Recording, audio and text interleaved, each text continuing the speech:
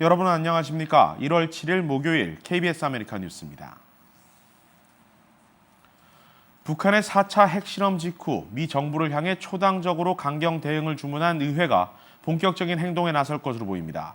이르면 다음 주 상하원에 계류 중인 북한 제재 법안을 처리할 방침입니다. 이주환 특파원입니다.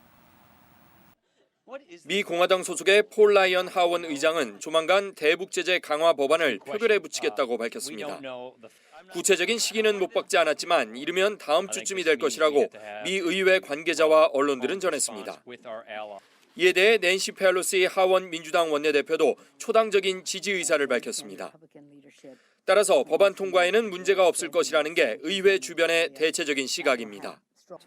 관건은 제재 범위와 대상입니다. 현재 상하원에는 북한을 테러 지원국으로 재지정하는 방안을 포함해 각각 2건씩의 대북 제재 강화 법안이 제출돼 있습니다. 특히 에드 로이스 하원 외교위원장이 제출한 법안에 포함된 세컨더리 보이콧, 즉 북한과 거래하는 제3국 정부와 기업, 은행 등으로 제재가 확대될지도 관심사입니다. 상하원은 이들 법안 심사 과정에서 조율을 거쳐 한 개의 법안으로 통과시킬 가능성도 배제할 수 없습니다. 북한의 4차 핵실험 이후 미국 정부도 발빠르게 움직이고 있습니다. 캐리 국무장관은 중국의 대북 접근법은 실패했다면서 토니 블링컨 국무부 부장관 등이 이르면 다음 주 아시아 지역을 방문해 한국과 중국 등 관련국들과 북핵 문제를 논의한다고 밝혔습니다. We will work very closely together to determine the steps that we can take in order to address our increasing concerns about that nuclear test. 미국 내 한반도 전문가들과 언론들은 대북 강경 목소리와는 별도로 북핵 문제 해결을 위한 중국의 역할론을 연일 주문하고 있습니다. 워싱턴에서 KBS 뉴스 이주환입니다. 뉴욕에 처음으로 마리아나 판매점이 문을 열었습니다. 오락용이 아닌 의료용으로 암이나 에이즈, 파킨슨병 등 중증 환자들에게만 허용한다는 방침인데 과연 잘 지켜질지는 의문입니다. 뉴욕에서 김일강 통신원입니다. 뉴욕에 처음으로 합법화된 의료용 마리화나 판매점이 오픈했습니다. 지난해 앤드류 쿠오모 뉴욕주 지사가 승인한 지 18개월 만입니다. We are the first ones to open in New York City, and it's a real privilege and an honor to be in that position. The ultimate goal of this facility and the entire program is to treat patients. And we think that providing access at a place like this, in a location like this, is really going to set the tone for not only New York State, but the rest of the country. 현재 의료용 마리화나를 처방할 수 있도록 등록한 의사는 150명. 이 의사를 통해 처방을 받아 주 보건당국의 구매 자격 승인 카드를 받아야만 구매가 가능합니다. 주로 암, 에이즈, 파킨슨병 등 만성 질환자에게 사용될 예정입니다. There are a number of diseases that qualify a patient for this program. Among them would be cancer, HIV/AIDS, Lou Gehrig's disease, MS. Epilepsy, and so these are either terminal or very chronic illnesses where standard of care hasn't necessarily met the needs of the patients. 미국에서 23번째로 의료용 마리화나를 합법화한 뉴욕. 그리고 현재 허가된 판매점은 20곳. 그중 오늘 8곳이 오픈했습니다. 나머지 12곳은 맨하탄, 퀸즈, 브롱스 등 지에서 이달 말쯤 오픈할 예정입니다. 지금까지 뉴욕이었습니다. 공화당이 주도하는 연방 하원이 의료보험 개혁법 폐지 법안을 통과시켰습니다. 법안은 어제 표결에서 찬성 240대 반대 181로 통과됐습니다. 하지만 의료보험 개혁법은 오바마 대통령이 재임 기간 최대 업적으로 꼽는 만큼 거부권을 행사할 것이 확실한 상황입니다. 여기에 대통령의 거부권까지 뒤집고 재가결할 수 있는데 필요한 3분의 2 이상의 찬성은 얻지 못해 이번 통과는 상징적인 의미에 그칠 전망입니다. Or we will see this law in the next session of Congress, as we are proving here today, be repealed and signed and replaced by a Republican president. 한편 역시 공화당이 주도권을 잡고 있는 연방 상원은 이미 지난달 말 폐지 법안을 통과시킨 바 있지만 역시 무의에 그칠 것으로 보입니다. 제리 브라운 주지사가 가스 누출 사고가 발생한 포터렌치 지역을 주 비상재해 지역으로 선포한 가운데 해당 사고 지역을 적외선으로 촬영한 영상이 공개됐습니다. 평범한 화면에서는 아무것도 보이지 않다. 적외선 필터를 적용하자 가스가 누출된 부분이 까만색으로 보이기 시작합니다. 또 다른 방식의 적외선 필터에는 아예 대기 전체에 보라색과 노란색으로 누출된 가스가 퍼져 있는 것이 눈에 보입니다. 한 환경보호단체가 공개한 이 화면은 가스 컴퍼니 측이 가스가 인체에 무해하다는 입장을 밝힌 뒤 촬영된 것입니다. 파워볼 당첨금이 역대 최고액을 경신할 것이 확실시되면서 새해부터 미 전역에서 로또 열풍이 일고 있습니다. 캘리포니아주 복권국은 캘리포니아를 비롯한 44개 주에서 발행하는 로또 복권 파워볼 당첨자가 어제까지 18번 연속 나오지 않았다고 밝혔습니다. 이에 따라 오는 토요일 추첨일까지 당첨금은 미국 역대 복권 사상 처음으로 7억 달러를 넘길 것이 확실시되고 있습니다. 지금까지 역대 최고 상금액은 지난 2012년 메가밀리언스에서 기록한 6억 5,600만 달러입니다. 한인사회 소식입니다. LA 총영사관은 지난해 전체 민원 업무 처리 건수가 모두 69,321건으로 1년 전보다 14% 증가했다고 발표했습니다. 세부적으로는 출입국 사실 증명과 가족관계 증명, 재외국민 등록이 각각 30%에서 최대 60% 이상 늘어났습니다. 총영사관 측은 해당 업무들의 증가 요인으로 한인들의 시민권 신청에 따른 한국 내 재산 처분이 늘었고 재외선거 홍보 강화로 주재원 등 단기 체류자의 온라인 유권자 등록이 활성화된 데 따른 것으로 분석했습니다. 지난해 한인타운에서 발생한 범죄가 1년 전보다 18% 늘어난 것으로 집계됐습니다. 한인타운을 관할하는 올림픽경찰서는 지난해 관할 지역 내 강력사건이 모두 1,240건, 재산 관련 범죄는 5,175건이 발생해 1년 전보다 모두 늘어났다고 밝혔습니다. 가장 많이 늘어난 범죄로는 성폭력 사건이 95건으로 17% 증가했고 재산 범죄 중에는 자동차 절도가 649건으로 29%나 늘어났습니다. LA 한국교육원이 2016 미주 한인의 날 기념 미술대회 수상작에 대한 시상식을 개최합니다. 올해 대회는 그림으로 풀어본 한국 속담을 주제로 모두 855개 작품이 출품되는 등 규모가 커졌습니다. 올해 영예의 대상은 다이아몬드바 고등학교 11학년에 재학하는 엘리나 댕양이 차지했습니다. 미주 한인의 날 지정 기념 10주년을 맞는 올해 다양한 관련 행사들이 추진되고 있습니다.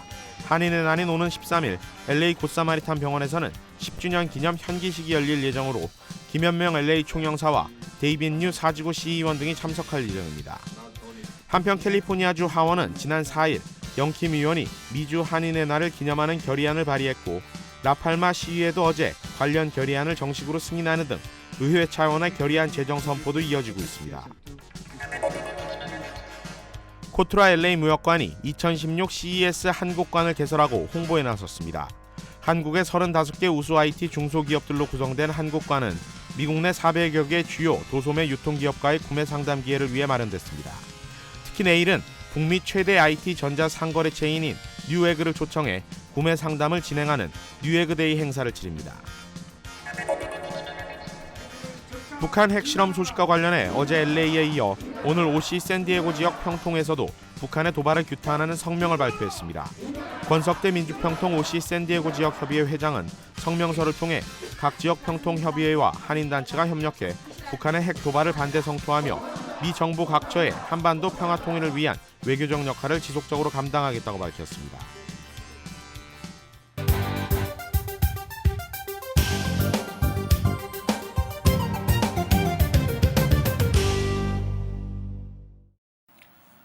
K-팝, K-드라마, K-푸드 등으로 대변되어 온 한류의 모습은 다양한 분야에서 그 영역을 넓혀가고 있는데요. 이제 한류를 이끌어갈 차세대 산업으론 한국 영화 산업, 이른바 K-무비가 될 것이란 전망이 높습니다.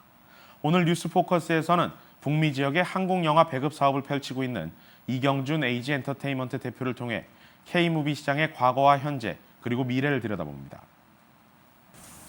안녕하십니까? 네, 안녕하십니까? 예, 나와주셔서 감사합니다. 네, 반갑습니다. 자, 어떻습니까? 북미 시장에서 한국 영화 이제 지난 10년 동안에 이제 한국 영화가 북미 시장에서 이제 많은 시도를 했고 또 그만큼 변화가 있었을 것이고 또 성공 사례들도 있었을 것이고 네. 이렇게 발전을 해왔을 텐데 실제 좀 북미 시장에서 한국 영화 시장 좀 어떻습니까? 예, 처음에 저희가 이제 그 한국 영화를 북미 시장에 배급을 했었을 때는 그게 한 5, 6년 전이었었는데 그 전에는 아예 북미 시장에서 개봉할 생각도 안 했었었고요. 한 5, 6년 전부터 시작을 했었을 때 그때보다는 지금 상당히 많이 좋아지고 있고 그 가능성이 과연 어느 정도까지 올라갈 수 있을지 모든 분들이 다들 관심을 갖고 있는 시장이 되었습니다. 예. 한국에서 이제 흔히 얘기하는 천만 영화라고 그러잖아요. 네네. 천만 영화인데도 북미 시장에서는 그만큼 활로를 뚫지 못한 영화들이 있었습니까? 그게 뭐 2009년도에 해운대가 천만 관객을 당원을 해서 미국에서 한 30개 도시에서 개봉을 했었을 때 그 당시에 저희가 박스오피스가 한 50만 불 정도가 나왔었어요.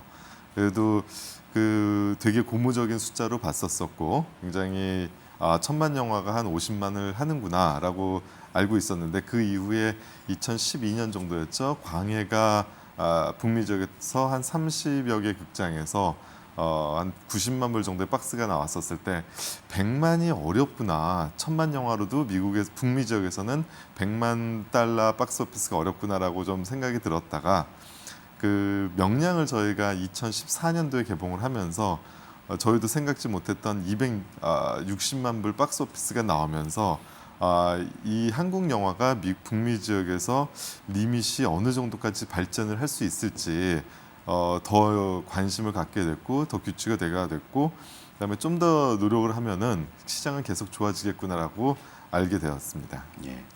어떻습니까? 이제 K 무비라고 얘기를 하죠. 네. 이제 K-팝, 그다음에 이제 K-드라마, 뭐 K-푸드. 그다음에 이제 다음 차세대 이제 한류를 이끄는 산업이 이른바 K-무비가 될 것이다. 네. 이런 전망에 대해서는 좀 어떻게 생각하십니까? 그 부분에 대해서는 100% 공감을 하고 있는 바이고요. 우선은 한국에서 제작되는 영화들이 2016년에도 개봉하는 영화 중에 13편 이상이 다 100억 이상이 제작비가 투자된 영화고 그리고 다양한 장르와 다양한 스타일로다가 영화들이 계속 발전을 하고 있습니다. 한국에서도 작년 같은 경우도 천만 영화가 동시에 그 두 편이 나올 수 있을 정도로 시장이 좋아진 상황에서 계속 한국 영화에 대한 투자도 많이 늘어나고 있는 상황이고요.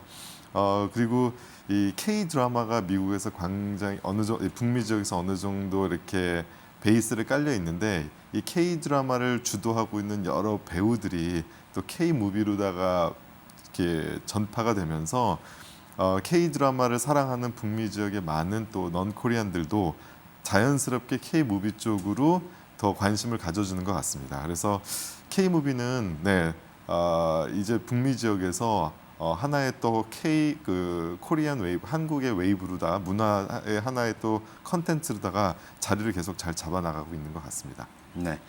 당장 올해 초에도 또 이제 뭐 한국 제작비로 100억 원 이상 투자한 이런 블록버스터급 영화들이 또 뭐 미국 시장의 문을 두드리고 있는 걸로 알고 있습니다. 좀 소개를 좀 해주시죠. 예, 2015년도에 한국에서 개봉한 영화 중에서 일단 170억의 제작비가 투자된 대우라는 영화가 많은 분들의 관심에 한국에서는 지금 개봉을 2주 전에 했고요. 북미 지역에서도 1월 8일 정식으로다가 30개 도시에서 이제 개봉을 하게 되는데 이 대우라는 영화분 보면은 이제 170억을 썼고 그다음에 그 명량이라든지 여러 가지 큰 신세계라든지 이런 작품에서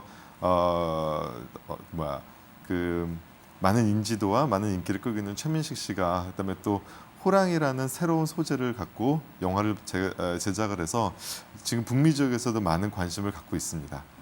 예, 알겠습니다. 끝으로 이제 한국 영화의 해외 시장 진출, 다시 말해서 이제 K 무비가 한류를 이끄는 모습을 봤을 때 좀 어떤 방향으로 나아가야 될 것 같고 또 그렇게 어느 정도 K 무비라는 단어가 완성형에 이르기 위해선 실제 앞으로 어떤 제도적 그다음에 컨텐츠 내용적 보완이 좀 이루어져야 된다고 생각을 하시는지 말씀해 주시죠. 예. 일단은 K 무비도 어떻게 보면 문화 상품이고 문화 상품은 또 음식하고 비슷한 부분이 많이 있는 것 같습니다.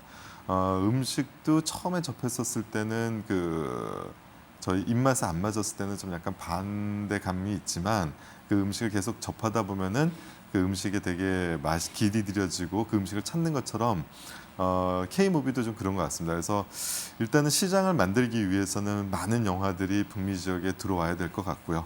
그리고 지금은 교민 위주의 시장에서 좀 더 북미 지역에 많은 인종들이 살고 있지 않습니까? 그래서 많은 다른 인종들에게도 이 영화를 보급시키고 보여주고 계속 이렇게 배급이 될 수 있는 시스템을 갖춰 나가서 시장을 좀 더 많이 만들 수 있는 그런 시스템을 갖춰 나가는 게 가장 큰 어려움이고 가장 큰 숙제라고 생각하고 있습니다. 오늘 이렇게 나와주셔서 감사합니다. 감사합니다. 뉴욕 증시 주요 지수는 위안화 약세와 중국 증시 거래 중단 등의 충격으로 급락했습니다. 원화에 대한 달러의 환율은 어제보다 4원 80전 내린 1,195원 40전입니다.